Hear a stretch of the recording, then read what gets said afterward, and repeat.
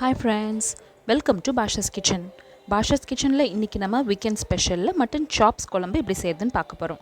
இந்த mutton chops குழம்புல இன்னைக்கு நம்ம தேங்காய் பால், சோம்பு, கசகசலாம் போட்டு ஒரு மதுரை ஸ்டைல்ல ரோட் கடையில் எப்படி நம்மளுக்கு பரோட்டாக்கு சைட் டிஷ்க்கு கொடுப்பாங்களோ அந்த மாதிரி எப்படி நம்ம வீட்டிலே ப்ரிப்பேர் பண்ணலாம் அப்படின்றத பற்றி தான் இந்த வீடியோவில் உங்க கூட ஷேர் பண்ணியிருக்கேன். வாங்க பார்க்கலாம்.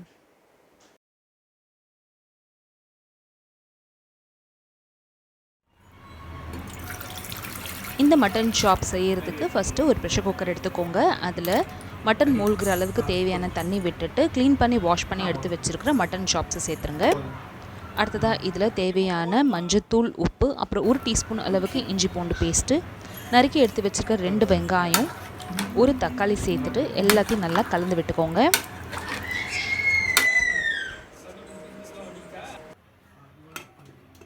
இப்போ இதை நம்ம ஒரு 3லேருந்து 4 விசில் வேக வச்சு எடுத்துக்கலாம். விசில் வந்ததுக்கப்புறமா இதை நம்ம எடுத்து வச்சுட்டு இப்போ கிரேவி செய்கிறதுக்கு ஸ்டார்ட் பண்ணலாம். கிரேவி செய்கிறதுக்கு ஒரு பேன் எடுத்துக்கோங்க. அதில் கொஞ்சம் எண்ணெய் விட்டு பட்டை, கிராம்பு, ஏலக்காய் போட்டு தாளிச்சுக்கோங்க.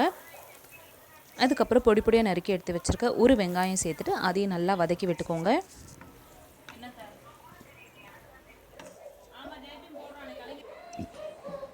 வெங்காயம் வதங்கிட்டு இருக்க டைமில் இந்த குழம்புக்கு தேவையான தேங்காய் பால் எடுத்து வச்சிடலாம்.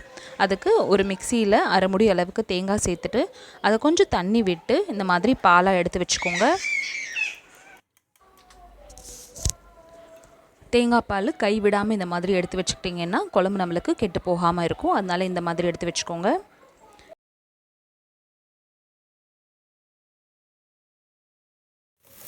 இந்தளவு வெங்காயம் வதங்கினதுக்கப்புறமா இதில் 2 பச்சை மிளகாய், அப்புறம் 1 தக்காளி சேர்த்துக்கலாம். அதையும் நல்லா வதக்கி எடுத்துக்கலாம். இப்போ இதில் 1 டேபிள் ஸ்பூன் அளவுக்கு இஞ்சி பூண்டு பேஸ்ட் சேர்த்து எண்ணெயில் நல்லா வதங்க விடுங்க.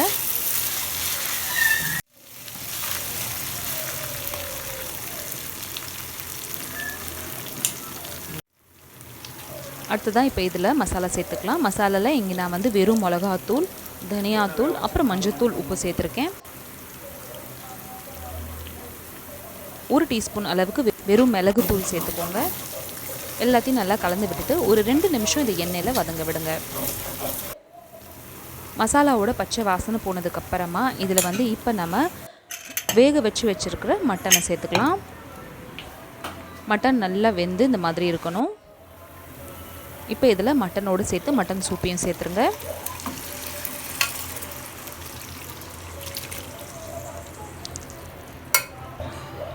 எல்லாத்தையும் நல்லா கலக்கி விட்டுட்டு ஒரு 2லேருந்து 3 நிமிஷம் இதை கொதிக்க விடுங்க.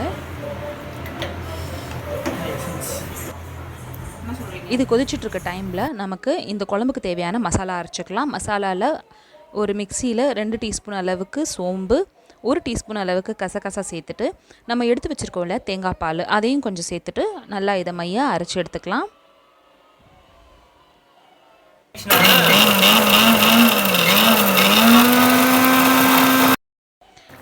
இந்த மட்டன் சாப்ஸுக்கு இந்த மசாலா தான் ரொம்ப ரொம்ப முக்கியம்.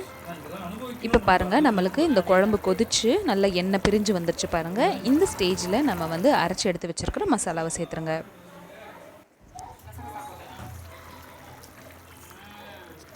சோம்பு, கசகசா போட்டு மசாலா ஃபஸ்ட்டு சேர்த்துட்டு அதுக்கப்புறமா நம்ம எடுத்து வச்சுருக்க தேங்காய் பாலையும் சேர்த்துருங்க. நம்மளுக்கு தேங்காய் பாலோட அளவு இந்த அளவு இருந்துச்சுன்னா போதும். இப்போ பொடி பொடியாக நறுக்கி எடுத்து வச்சுருக்கிற கொத்தமல்லி இலை சேர்த்துட்டு எல்லாத்தையும் நல்லா கலந்து விட்டுட்டு ஒரு 5லேருந்து 7 நிமிஷம் கொதிக்க விட்டிங்கன்னா அப்படின்னா நம்மளோட மட்டன் சாப்ஸ் குழம்பு மதுரை ஸ்டைல் தயாராகிடும்.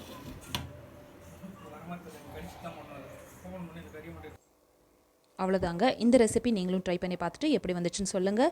இந்த ரெசிபி நம்மளுக்கு பிரியாணிக்கு, ருமாலி ரோட்டி, நான், அப்புறம் சப்பாத்தி, பரோட்டா 2க்குமே ரொம்ப சூப்பராக இருக்கும்.